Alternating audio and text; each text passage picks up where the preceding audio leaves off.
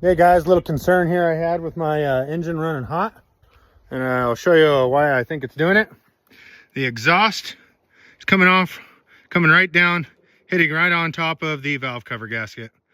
It's a simple adjustment. I'm going to take out that Phillips, and we're going to rotate this bad boy around, and we're actually going to get this son of a gun shooting out at about this angle right here.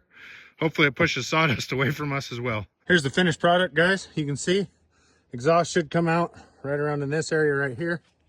And general reminder, guys, if you've been running it, it's gonna be hot, H-O-T-E, hot. So don't burn yourselves.